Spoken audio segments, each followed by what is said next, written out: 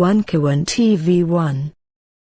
Teman-teman menambah semangat kita, dan saya sebulan lalu saya menyatakan saya menarik diri gitu. Saya sudah menyerahkan perjuangan ini. Kita lihat langkah orang yang mau mengambil alih negeri ini kan sepertinya semua digerakkan. Bahkan akhir Said Agil Siraj pun sudah dikeluarkan. Ya kan, jadi maksudnya sebelumnya Yoris, kemudian Abdesi dari awal, terus si siapa Hendro Priyono, terus si siapa namanya Muanas kalau nama, terus siapa lagi satu yang Hercules, semua dikeluarkan. Mungkin tinggal nunggu Pak Jokowi yang akan dikeluarkan. Kata senjata terakhir gitu kan, disangkanya mungkin masih ada gunanya gitu kan. Setiap saat saya dikirimin pernyataan itu, tapi saya nggak pernah mau baca. Yang saya baca adalah komentarnya, komentar orang yang menonton TikTok tersebut. Dan ternyata tidak pandang siapapun, orang itu semua dibaki oleh rakyat, dan ada yang memuji satupun. Artinya rakyat memahami bahwa memang mereka brengsek. Itu yang paling penting. Nah, kita Bapak sebagai tentara, kalau sudah rakyat merasakan brengsek, maka tentara sudah tahu harus bersikap kemana. Kan rakyat kan menyatu sama tentara, ya Pak Nusam kan. Jadi kalau baca komentarnya itu ya baca aja komentarnya. Kiai sudah keluar, bekas tentara yang pangkatnya bintang juga sudah dikeluarkan, tapi rakyat ternyata nggak memihak ke mereka.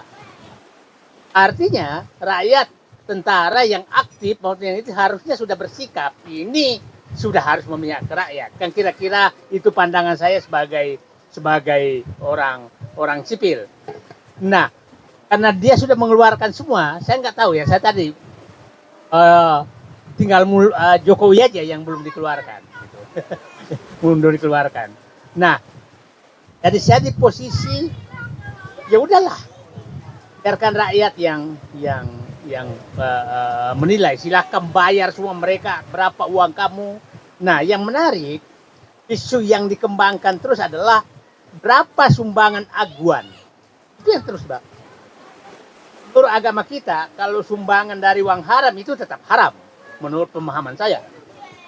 Jadi mau kiai haji, mau kiai apa, kalau itu sumbangannya dari hasil merenggusur rakyat ini, saya tetap haram. Walaupun yang ngomong itu kiai haji, kan?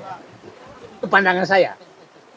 Walaupun itu, Muhammad Saidi ya, walaupun itu bekas pimpinan TNI, tapi kalau itu sumbernya uang haram, tetap aja melanggar Sabta Marga, melanggar sumpah prajurit, ya kan, Mbak? Nah, bukan karena sumbangannya. Kalau hasil rampokan, ya harusnya nggak diterima dong, jangan menjadi pemujinya, gitu kan? Nah, jadi yang kita persoalkan sekarang, pantaskah bahwa mereka memuji-muji pangan dari hasil merampok rakyat, merampok negara? Itu yang pertanyaan saya pertama kepada orang yang sedang memuji-muji aguan karena sumbangannya. Itu siapapun dia. Nah, lihat sekarang. Itu kan yang keluar terus sekarang. Arkan kami dapat sumbangan begini, kok nggak malu gitu loh. Bangga malah menerima sumbangan dari perampok rakyat, perampok negara. Ada. Nah, pernah ada. Agak kasar sebenarnya ini, nggak apa-apa lah. Ke belakang saya. Nah, kita yang selalu yang dipersoalkan yang kedua adalah katanya menampung tenaga kerja, kan hanya dua itu yang dikeluarkan sekarang. Dia penyumbang dan dia penampung tenaga kerja.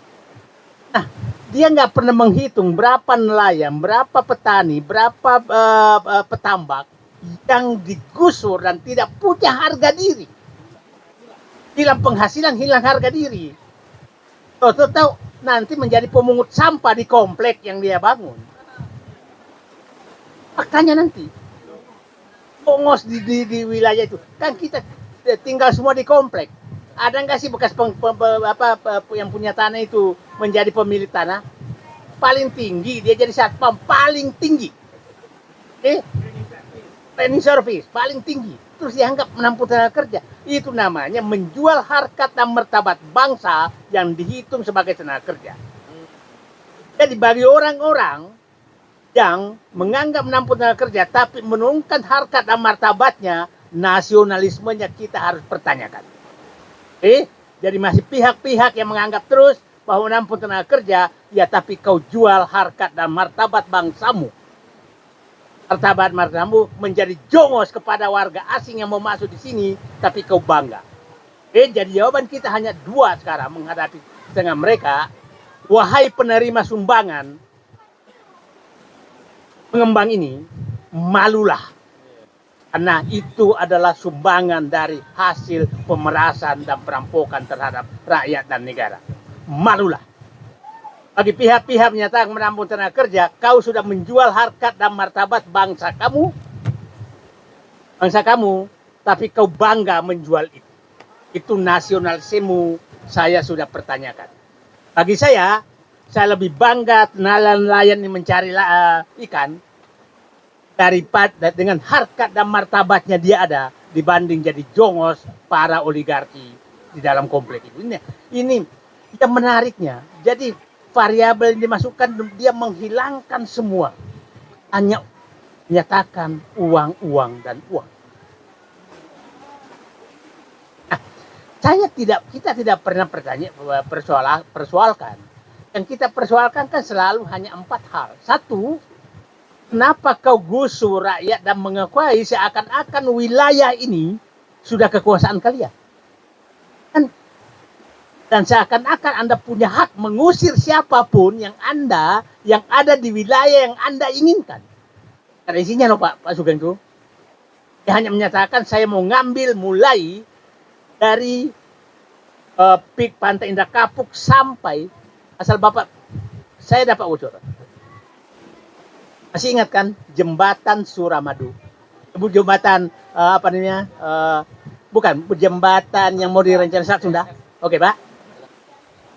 Jadi saya dapat bocoran ternyata itu adalah memang rencana menguasai pantai ini. Terus sampai Selat Sunda sana.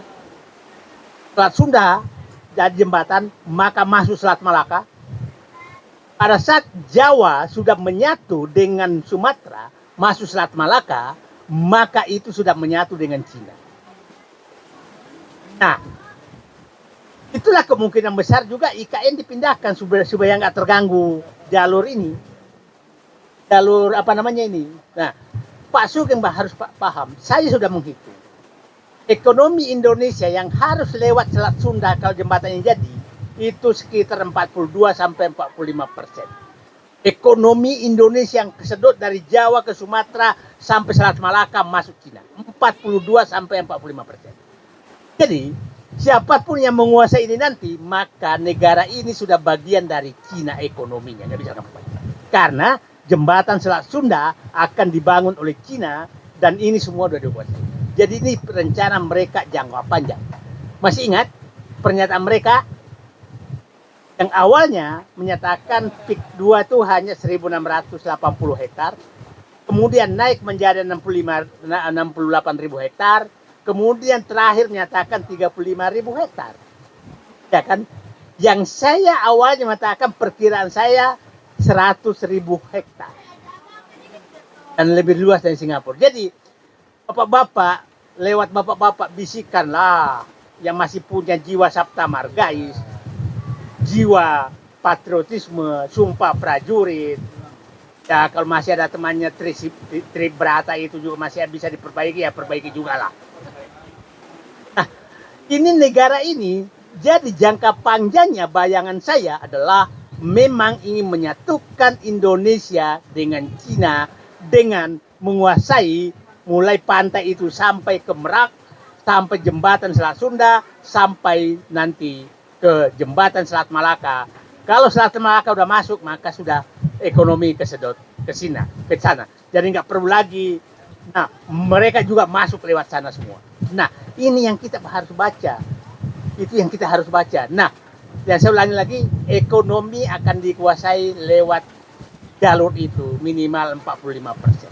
42 sampai 45%. Itu yang terjadi. Jadi ini bukan pekerjaan sederhana, tapi adalah sudah menjual nasional. Jadi kepada pihak-pihak Kiai Haji, terus jenderal-jenderal, mantan jenderal, hanya mengingatkan negaramu sedang terancam.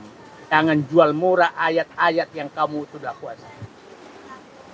Jangan buang sabta margamu, jangan buang sumpah prajuritmu. Negaramu sedang terancam.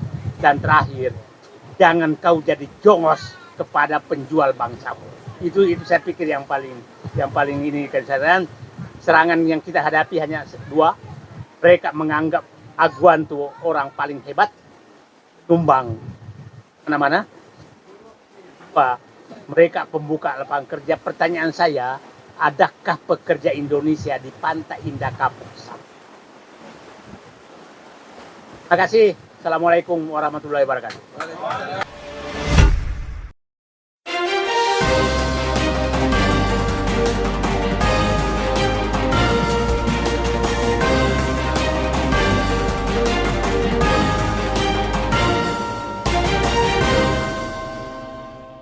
One Kawan TV 1